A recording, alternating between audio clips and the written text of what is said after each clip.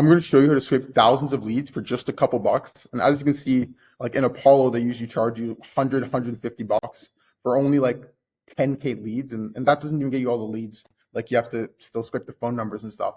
So this method that I'm using, it's like $4 or $5 to get like 1,000 leads.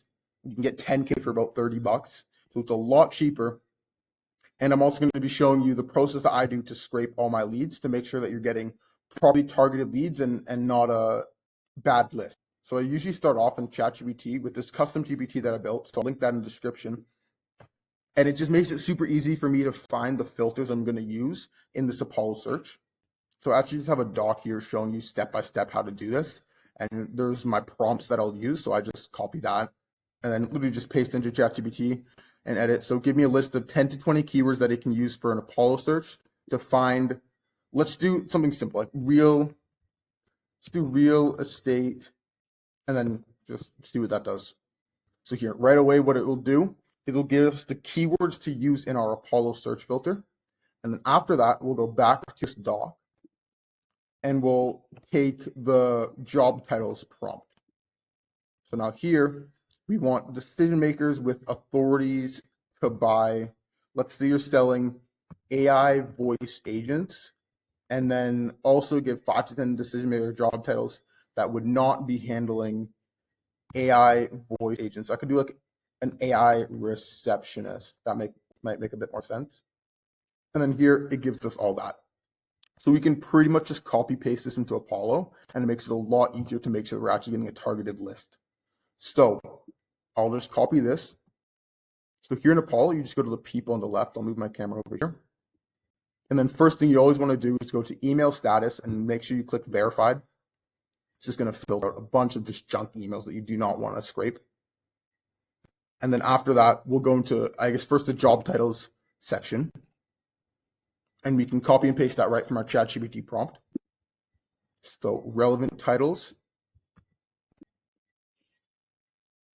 We put that into include. You can just Control V and enter that because we did in comma separated format. And then I would check this box for include people with similar titles.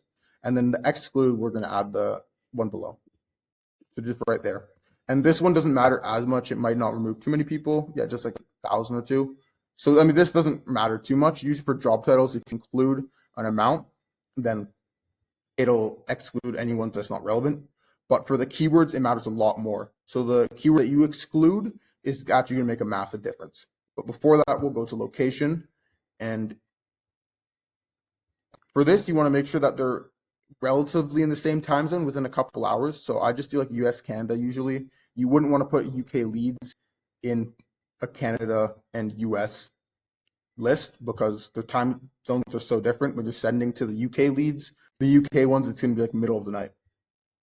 And then employees, you should know this for ICP. You can prompt with like Claude or ChatGPT to try to find what employee counts you've been working with, or that would work best for your offer. So I'm gonna just do 10 to 100 employees.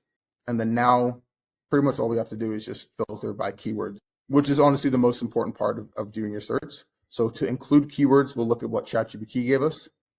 As you can see, it gave us a bunch of relevant job titles.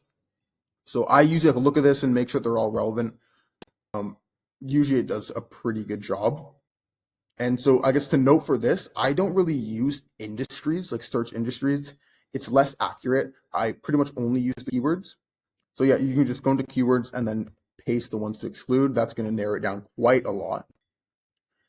And then the ones to exclude, we can also get that from ChatGPT. So right here, that's going to take away the ones that are similar but different. So, right, if you're searching for a real estate agency, you might also get some construction companies in there, and we want to make sure that we don't target the ones that we're not actually trying to get through to. So here, let's just add those. And then for a lot of people, or for a lot of, I guess, lead lists, you're going to want to exclude things like school, education, and then consulting usually. Yeah, you want to do that for pretty much every lead list. As you can see, that almost cut it in half. Because if you're reaching out to real estate agencies, you don't want to reach out to the people who are like teaching or educating real estate people, but they're obviously going to have those similar keywords. So that's definitely something you want to put in the exclude section. And then here, just because our list is so small, I'm actually going to look at the job titles, and we might want to add a couple more. Then here in the job title, I'm just going to do add C-level decision makers, and that's going to add a bunch of people to our list. So we'll just copy these extra ones, and that should add a ton of people to the list. There we go. That should add a ton of people to our list.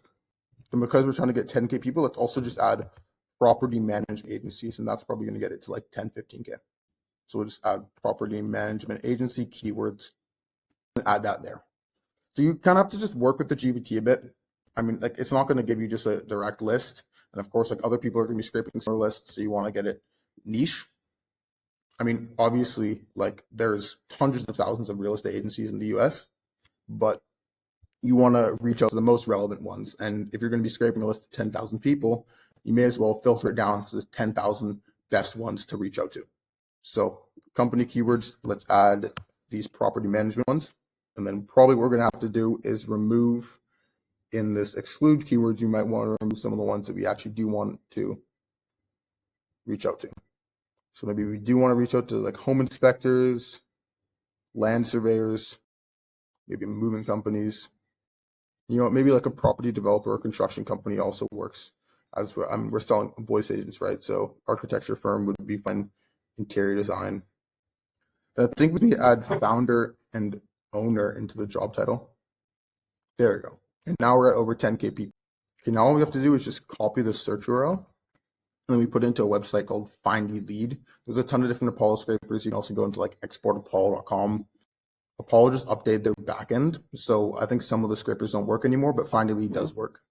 So here in Findy Lead, you literally just click Apollo Leads. I'm not affiliated with them or anything, but they've been working well, so this is what I use. And then I always get exported with Million Verifier. You need to make sure your leads are verified.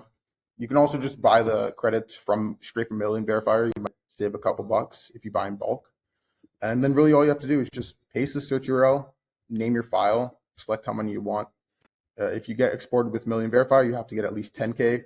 Whereas if you just get regular Apollo leads, you can get as low as one for like, yeah, $5. And it's just as easy as that. Like it's pretty crazy how easy this is and how so many people don't do this. So yeah, just next list you buy, bring into Findy Lead, you can support it way less. If you want me to build a lead list for you or run a campaign, you can book a call in the description and subscribe.